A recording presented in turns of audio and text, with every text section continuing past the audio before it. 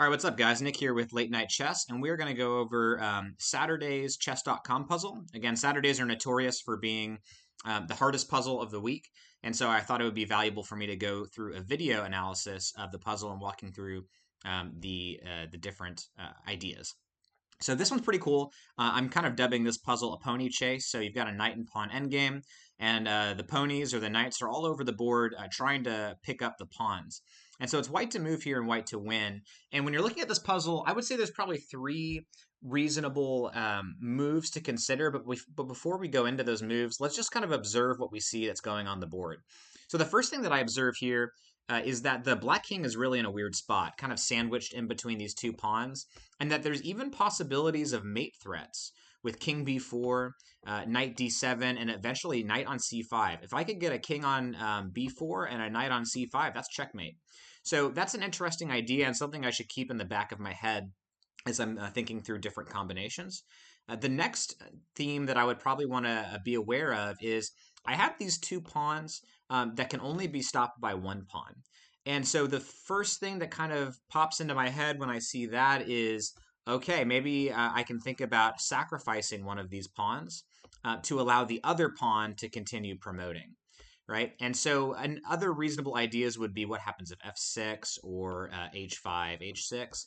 And the last thing that I would observe about this position that's notable is that just simply that white's g-pawn is undefended, and that black can take that pretty much at any moment and create potentially two dangerous passed pawns.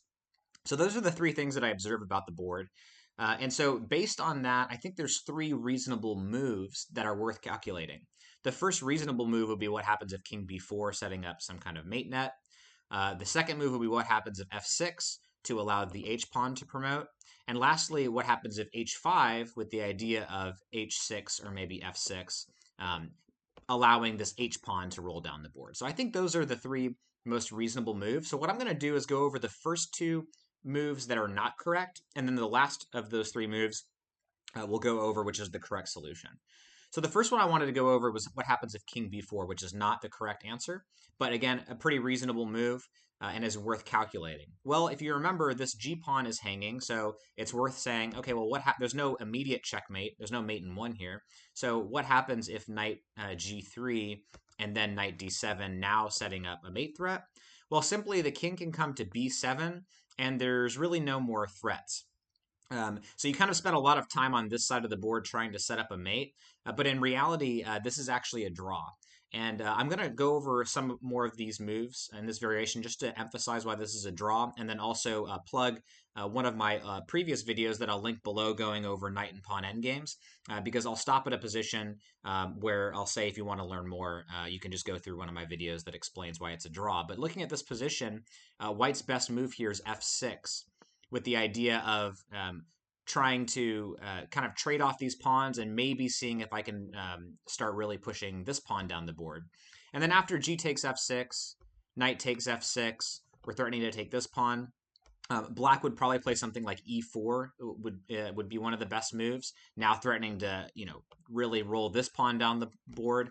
And after knight takes g4, and then knight f5, so obviously I can't push this pawn yet because the knight's guarding it, so I don't really have anything better other than starting to threaten white's pawn.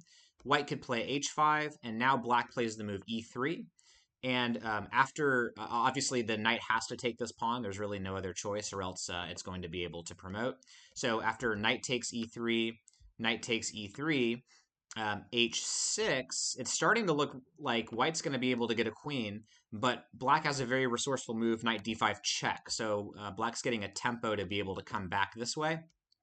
After something like king c5, after something like king c5, then just simply knight f6 is stopping the pawn.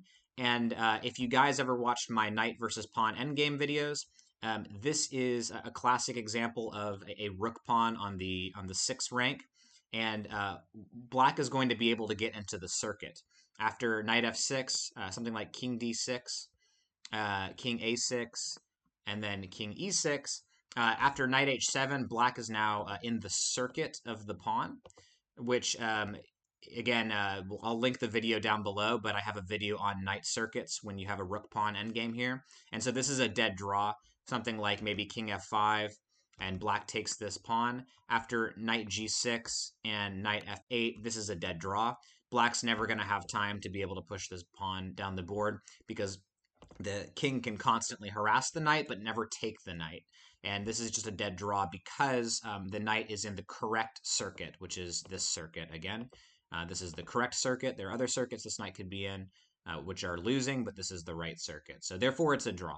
So, and you didn't have to calculate this far, I don't think, to really dismiss king b4 as an idea. Probably after, here, I can probably say, I don't know if I really achieved very much here as white. I still have f6 and h5 as options. The only difference is my position's worse because my g-pawn is gone.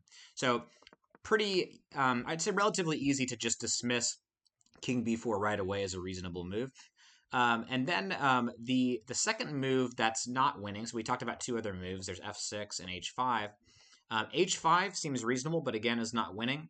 After knight takes g3, I do have options now on whether or not I want to play f6 or h6, so let's take a look at each one of them.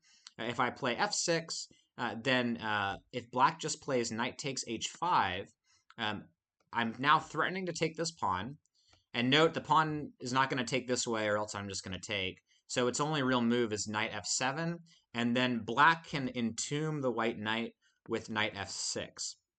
Pretty cool move here, and it's really preventing white's knight from getting out to any of these squares. The knight's in the way, so the pawn can't push. And if the knight comes out, somewhere like knight to e6, then I can just play knight to h7, and I'm going to be able to stop this pawn. So h5 doesn't quite work. So we looked at h5 with f6. Let's look at h5 with h6. And you have a similar situation. After g takes h6, now this pawn is hanging, so f6. And then after knight e4, hitting the pawn again, the pawn goes to f7. Now you are able to take the pawn with knight d6 check, and you're going to be able to pick up this pawn. So h5 doesn't work, so let's look at the correct move, which is simply f6 right away. So f6 is a pretty killer blow. Let's look at the most reasonable response that black has, which is g takes f6, and now h5. We're starting to get this pawn rolling down the board. So black needs to find some way to stop this pawn. Obviously, black doesn't want to come here or here because the knight will just die. So this makes the most sense. Knight takes g3. And after h6, knight f5, hitting the pawn again, h7, and now it looks like all is lost, right? Because the knight can't get to a square immediately guarding h8. But luckily, the king is positioned in a way for black to at least maybe slow down progress. After knight d6, he's going to reorient the knight this way. And then king b4.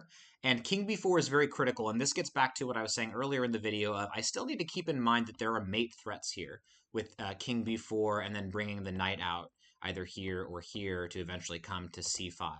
And so king b4 is really the only a good move here, as now after knight f7, which is forced to stop the pawn from promoting, I can come knight e6, right? And now I'm threatening mate. Oops, not mate there, but threatening mate on c5. And black only has one move, which is knight b7. And now the killer move, knight d8, deflecting this knight from guarding the pawn. And so the pawn is going to be able to push. And note, coming back here, you might have wondered in the solution why knight e6 works, but knight d7 doesn't work. They both seem to be threatening c5, so why is knight e6 winning, but knight d7 is not? Well, if I go knight d7, now when I come king b7, there's no check on d8. The knight can't come to d8 and deflect the knight from defending h8. So this really matters that I play knight e6 and not knight d7, because now after knight e6, I can come to d8 and win the knight. So pretty cool example. And one thing just to mention too, if you guys are ever studying knight and pawn endgames where both sides have knights, a very common theme in knight and pawn endgames is for one side to sacrifice their knight in order to allow a pawn to promote. So whenever you're encountering knight versus, not knight versus pawn, but knight versus knight endgames, always be on the lookout both for the ability of you to sacrifice your knight to deflect your opponent's knight, or for your opponent to do the same thing to you. So almost not almost always, but very often, the winning ideas in knight versus knight endgames are for one side to sacrifice their knight in order to be able to advance the pawn. So pretty cool puzzle today. And like I said, if you feel like maybe you're a little rusty on knight versus pawn endgames, or you want to understand why that knight circuit that I mentioned earlier works and is a draw, I'll send a link below to my 4-part series on knight versus pawn endgames. The first video goes over the knight circuit when the rook pawn is on the 6th rank and why that's always a draw. So feel free to check out those videos. If you enjoyed this video, please definitely subscribe, hit the like button, and comment below. Really appreciate all of the great feedback that I've been getting on these, and I'll be continuing to do these every Saturday. So thanks again, everyone, and until next week, talk to you later.